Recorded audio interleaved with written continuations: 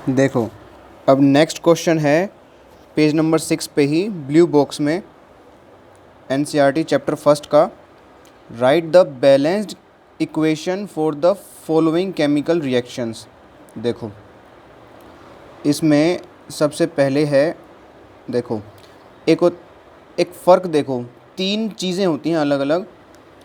ये जिस तरह से लिखा है आपके सामने, फर्स्ट वाला ही पार्ट देखो, hydrogen plus chlorine gives you hydrogen chloride. इसको अगर स्टेटमेंट में लिखा गया होता तो ये ऐसे लिखा गया होता कि hydrogen reacts with chlorine and gives hydrogen chloride. Statement की बजाय हमने इसको सिंपल लेटर वर्ड फॉर्म में लिखा, इजीली अंडरस्टैंड भी हो रही है कि ये दोनों रिएक्टेंट्स हैं। इस एरो से लेफ़्ट हैंड साइड वाले रिएक्टेंट और राइट हैंड साइड वाले प्रोडक्ट हो गए। अब इसको अगर हमें फॉर्मूला वाली टर्म्स में लिखना है तो उसको स्केलेटल इक्वेशन बोलते हैं। उस स्केलेटल इक्वेशन को भी बैलेंस करना होता है, तब जा कर के वो बैलेंस्ड इक्वेशन बनती है। सो टोटल 4 स्टेप में आती है बैलेंस्ड इक्वेशन। पहले स्टेटमेंट गिवन होती है कि hydrogen reacts with chlorine and gives hydrogen chloride.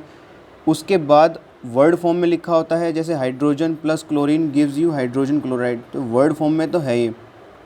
अब हमें इसकी स्केलेटल इक्वेशन बनानी है। स्केलेटल इक्वेशन कैसे, कि हाइड्रोजन है तो उसका फॉर्मूला लिखना है H2, क्लोरीन है तो उसका फॉर्मूला लिखना है Cl2, उसके बाद हाइड्रोजन क्लोराइड है तो उसका फॉर्मूला लिखना है HCl। ठीक है, इनके स्टेट का भी पता होना चाहिए, ये भी गैस होती है, ये भी गैस होती है और ये भी गैस होती है। ठीक है, अब इसको बोल, देखो पहले क्या होता है मैं लिख देता हूँ। पहले लिखा होता है स्टेटमेंट, उसके बाद लिखा होता है वर्ड फॉर्म। वर्ड फॉर्म आपको गिवन थी, अगर स्टेटमेंट से वर्ड फॉर्म बनानी होती तो आप इसको ऐसे लिख देते, आपका आंसर हो जाता। अब वर्ड फॉर्म से आपने बनाई स्केलेटल इक्वेशन। स्केलेटल इक्वेशन, या इसको ये भी कह सकते हो कि अनबैलेंस्ड इक्वेशन। ठीक है, अब इसके बाद आप बनाते हो balanced equation. Balanced equation,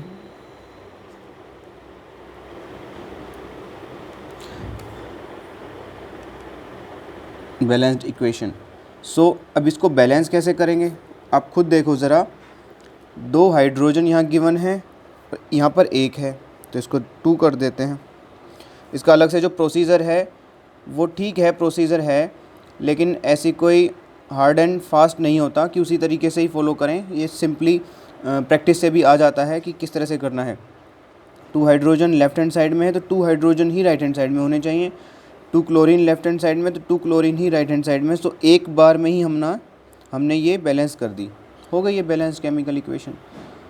second देखते हैं, barium chloride reacts with aluminium sulphate and gives barium sulphate and aluminium chloride. ये स्टेटमेंट होती इसकी, उसको वर्ड फॉर्म में इन्होंने पहले ही दे रखा है कि barium chloride plus aluminium sulphate gives you barium sulphate plus aluminium chloride. अब हमें इसकी स्केलेटल इक्वेशन लिखनी है, मीन्स फार्मूला लिखने हैं, इनके केमिकल फार्मूला लिखने हैं। सो ये याद रखना होगा आपको कि बेरियम क्लोराइड का फार्मूला होता है BaCl2 प्लस एल्यूमिनियम सल्फेट का फार्मूला होता है Al2SO4 थ्राइस। उसके बाद बेरियम सल्फेट का फार्मूला आपको पता होना चाहिए, BaSO4 प्लस एल्यूमिनियम क्लोराइड का फार्मूला पता होना चाहिए AlCl3। तो ये याद हो गए यहाँ साथ के साथ ही। इसके बाद अब हमें बनाना है इसको बैलेंस्ड इक्वेशन। बैलेंस्ड इक्वेशन बनाने के लिए देखो, SO4 3 दे रखे हैं यहाँ पे। SO4 अपने आप में एक यूनिट है, आयन है एक, SO4 2 नेगेटिव है ना। सो SO4 3 है लेफ्ट हैंड साइड में, तो यहाँ पे SO4 एक ही है तो इसको 3 कर देते हैं।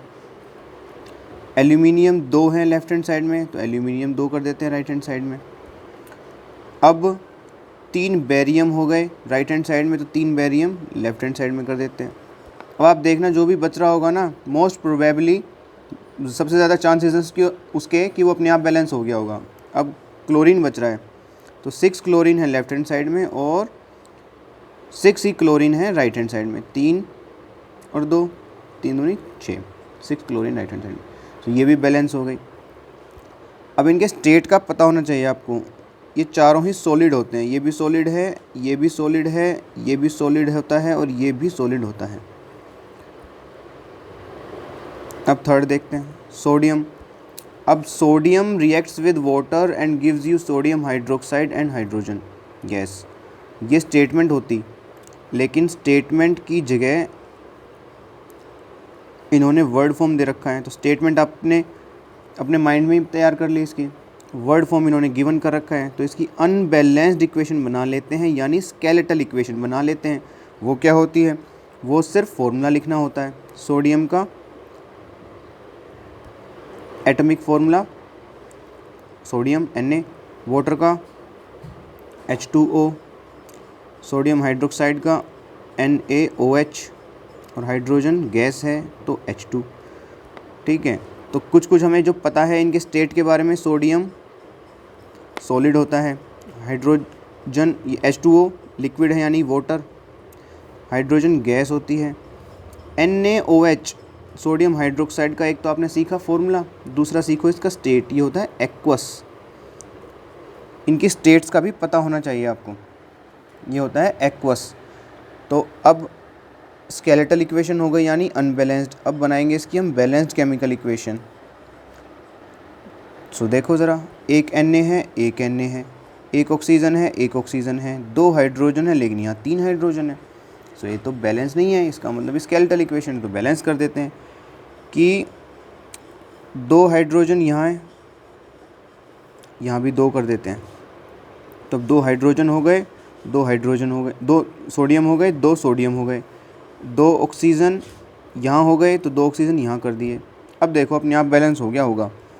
4 हाइड्रोजन है, 2 और 2 4 हाइड्रोजन है। सो ये भी बैलेंस हो चुकी, ये भी बैलेंस हो चुकी, अब ये भी बैलेंस हो चुकी। सो बैलेंस केमिकल इक्वेशन ही लिखनी थी। सो ये चारों चीज़ें भी पता होनी चाहिए कि किस तरह से होता है। तो आपको कोई भी स्टेटमेंट गिवन हो तो उससे भी बैलेंस इक्वेशन बना सकते हो आप। पहले वर्ड फॉर्म बनाओगे, फिर स्केलेटल यानी नॉन अनबैलेंस्ड, उसके बाद बैलेंस्ड।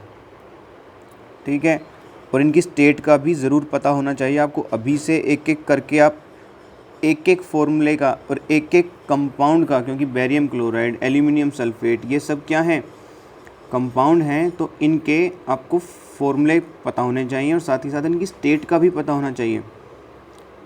सो ये आपको बहुत हेल्प करेगा आगे केमिस्ट्री को समझने में और उसको उतारने में अपने जहन में अच्छे से। I hope it is clear for you now.